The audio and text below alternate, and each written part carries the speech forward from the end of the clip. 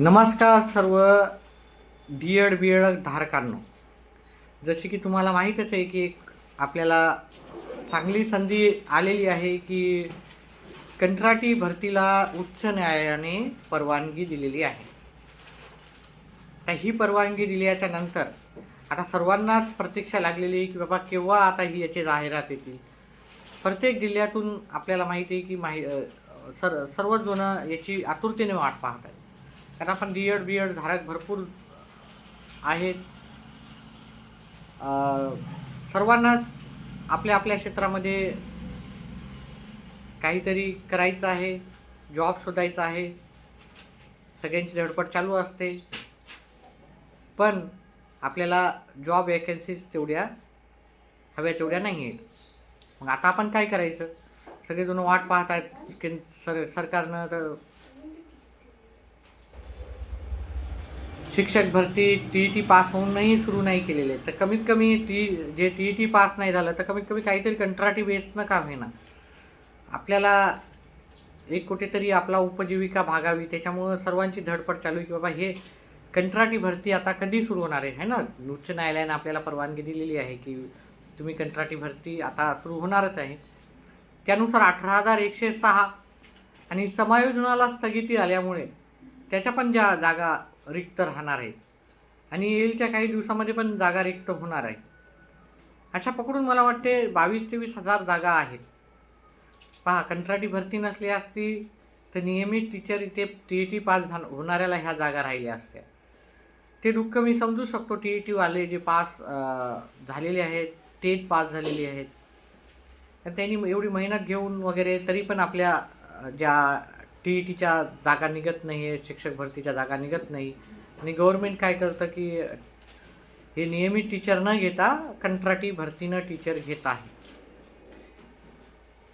हे सर्वांनाच काय झालेलं आहे, कुठे ना कुठं हे होतं आहे. मी तुमच्यासोबत आहे त्या बाबतीत. पण आता ह्या गोष्टी झाल्या, पण आता सर्वांना एवढंच आहे बाबा कमीत कमी आपल्याला जे आपल्या हातात आहे, कुठे ना कुठे कुठे भरपूर दिवसापासून आपण वाट पाहतो की बाबा काहीतरी कुठेतरी आपला नंबर लागावा आणि आपण कुठेतरी स्थायी व्हावं. कमीत कमी कंत्राटी भरती का असणार, ही सर्वांची इच्छा आहे की बाबा आम्हाला तिथं लवकरात लवकर सरकारने हे कंत्राटी भरती सुरू करावं आणि कुठेतरी जॉईनिंग लवकरात लवकर होण्याची भरपूर जणाला इच्छा आहे.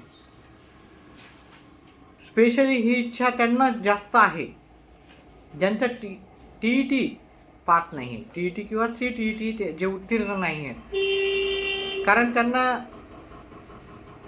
ही खूप मोठी सुवर्ण संधी आहे ना. कंत्राटी भरती जरी 15,000 जरी पेमेंट असेल तर पुढे जाऊन नक्कीच ते पेमेंट वाढणार आहे सर्वांचं. आणि त्यामुळे त्यांची पण खूप जणांची इच्छा आहे की लवकरात लवकर सुरू व्हावं. पण नगरपालिकेच्या इलेक्शनामुळं म्हणा की बाकी कोणत्या तरी गोष्टीमुळं म्हणा की जाहिराती यायला थोडासा वेळ लागतो. तरी मला वाटतं की ह्या 8 तारखेपासून ह्या सर्व जाहिराती यायला सुरुवात होईल, 8 ते 10.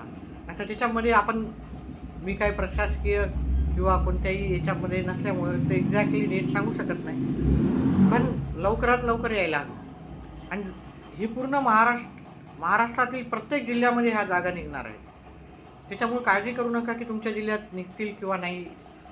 तर प्रत्येक जिल्ह्यामध्ये निघणार आहे आणि याच्यामध्ये स्थानिक लोकांना जास्त प्राधान्य देण्यात येणार आहे. म्हणजे तुम्ही त्या जिल्ह्याचे असाल तर तुम्हाला जास्त प्राधान्य देण्यात येईल. तालुक्यावर असेल तर तालुक्यावरच्या ना जास्त प्राधान्य देण्यात येणार.